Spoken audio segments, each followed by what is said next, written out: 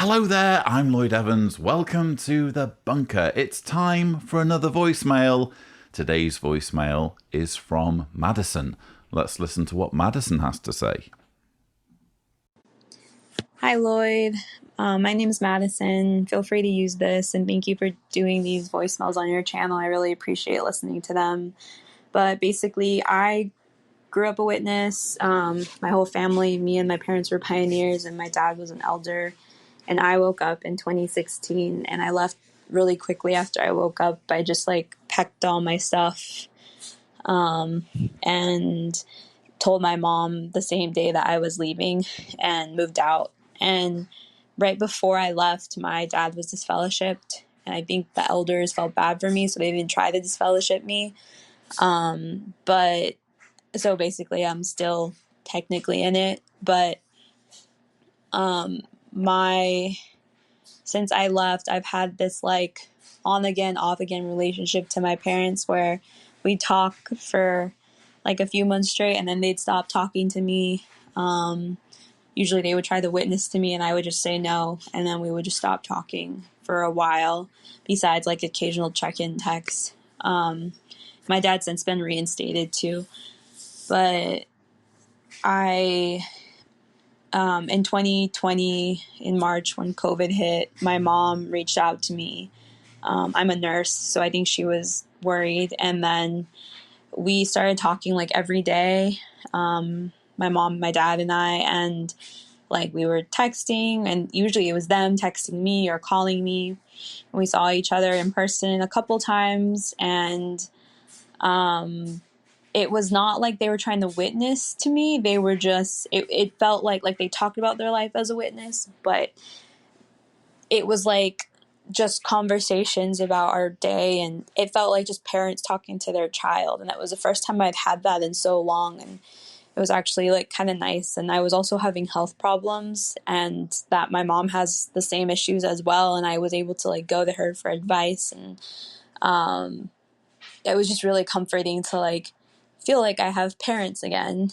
And I was also super hesitant too. I wasn't jumping into wanting to be super close to them. I've also been in therapy since I left, and talking to my therapist about that. But I felt oh, maybe we will have some type of long-term relationship, and it will be limited and it won't be perfect, but it'll be something.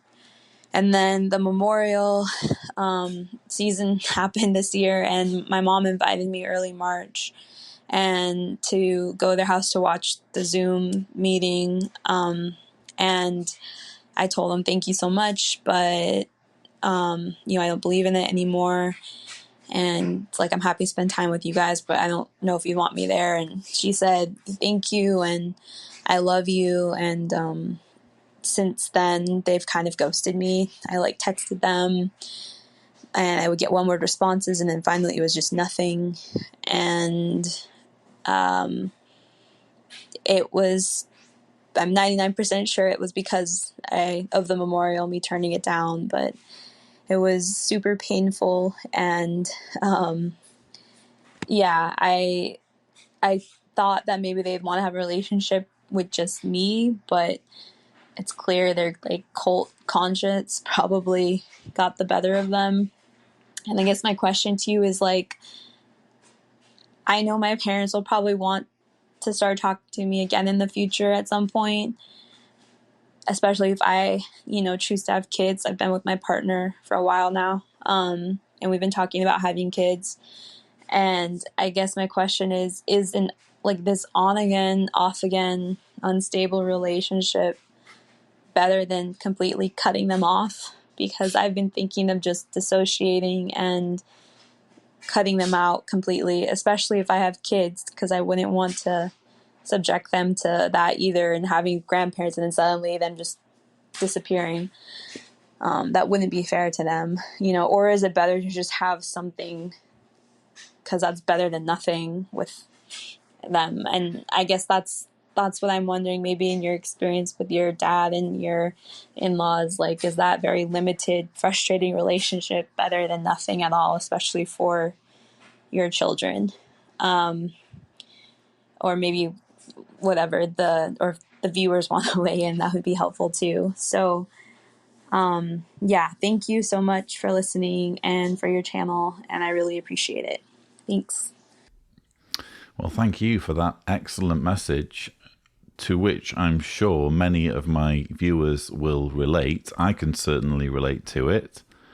I'm delighted to hear that you say you have been in therapy since leaving. That's a very responsible thing to do, because especially the juvenile on-off relationship behavior to which you've been subjected will be very distressing and unsettling, I'm sure. And so whatever advice your therapist has to say clearly trumps anything that I might say in this voicemail. However, unlike your therapist, I am in the same situation, or at least in a very similar situation. So it's always useful, isn't it, to get input from peers. Peer-to-peer support, I guess, is what you'd call it. And like you say, there will be many in the comments below who will want to weigh in. On-off shunning, which is what this is really all about. The way I am personally, I would have no time for that, you know? So you say it's almost inevitable that at some point your parents will want a relationship with you again. And I think regardless of what the situation is, whether you're disassociated or not, and I'll come on to that shortly, regardless of what the situation is with your standing with Jehovah's Witnesses, if they come back to you in the future, the way I am personally is I would be giving them both barrels. Quite frankly, it's just the way I am. I would be saying, you know, quite frankly, how dare you? How dare you be so fickle in your affections towards your child, so that when it suits you, you want a relationship. But when it doesn't suit you, I've just got to pretend as though I'm dead. And bear in mind, they're treating you this way even though you're not disfellowshipped. What does this say about the love that never fails? What does this say about all of that fluff on their website about, oh, well, only if there's an unrepentant wrongdoer, blah, blah, blah. You haven't even been disfellowshipped. And just because you're not indulging the fantasies of your believing parents, they're already preemptively shunning you. So again, just the way I am minded, I would be saying, yeah, you've given me a very interesting taste of the love that never fails. And I'm here to tell you it's failed quite a bit just in recent memory. And so if you want to have a relationship again, it needs to be on my terms. And I want to make it abundantly clear that if I do decide to let you into my life, I'm not going to necessarily make that decision a second, third, or fourth time. In other words, it's your last chance. That would probably be the position I would take. As regards children, I think children change everything. You know, it's a cliche. You often hear, before you have children, people who've had children say, oh, it changes your life. Even more so when you're in this sort of messed up situation. And as you might know, it was the fact that we were expecting Jessica that pushed us over the edge, pushed both me and my wife into disassociating, because we knew that our believing Jehovah's Witness relatives, specifically Deanna's parents, my in-laws, would take it upon themselves to indoctrinate our child with the justification, oh, well, we're just doing what you should be doing, you know? You're still supposed to be doing X, Y, Z, and since you're not doing it, we'll step in and we'll teach your children about Jehovah for you. We were adamant that we weren't going to allow any of our relatives to do that. And to make that abundantly clear, we drew a line in the sand, we disassociated, and then no one had any excuses. We were able to raise our children on our own terms.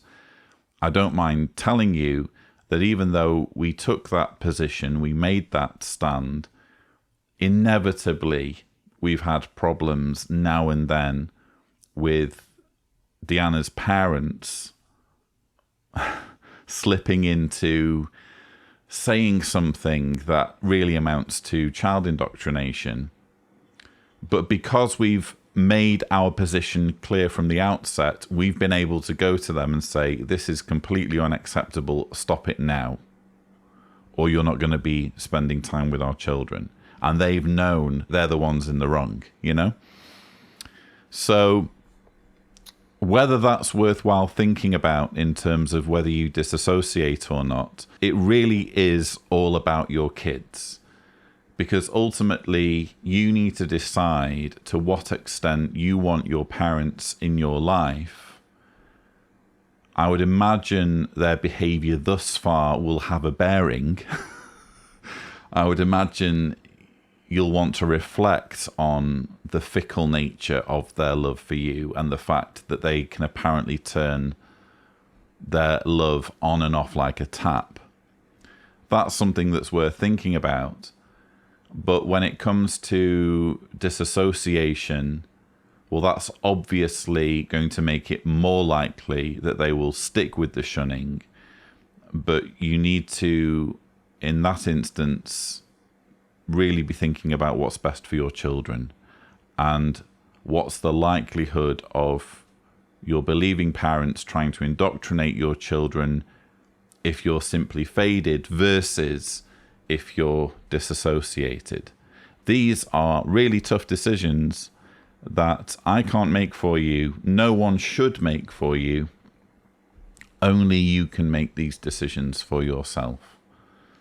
And isn't it grotesque that we even need to talk like this? That we even need to navigate these issues? It's all because this monstrous cult has found a way of eroding people's humanity to the extent where parents are no longer able to love their children. It baffles me. It will never stop baffling me as a parent,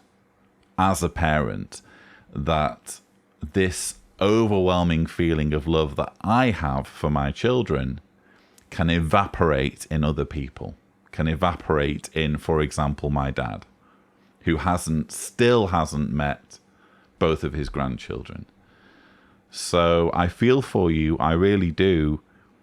I personally would not accept an on-off relationship or on-off shunning. I would really come down hard on that next time they try that whole trick.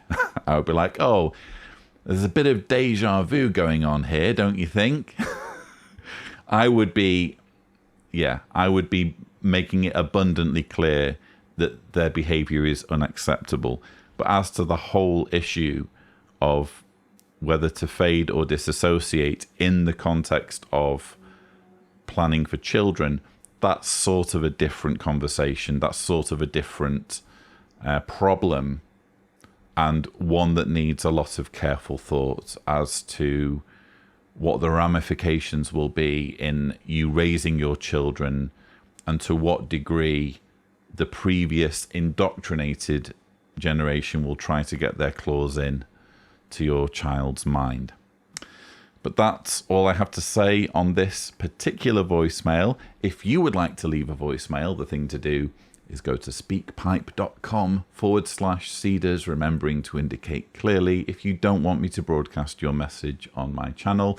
But that's all I have time for. Don't forget to subscribe to the Lloyd Evans channel for more such videos, and thank you for watching.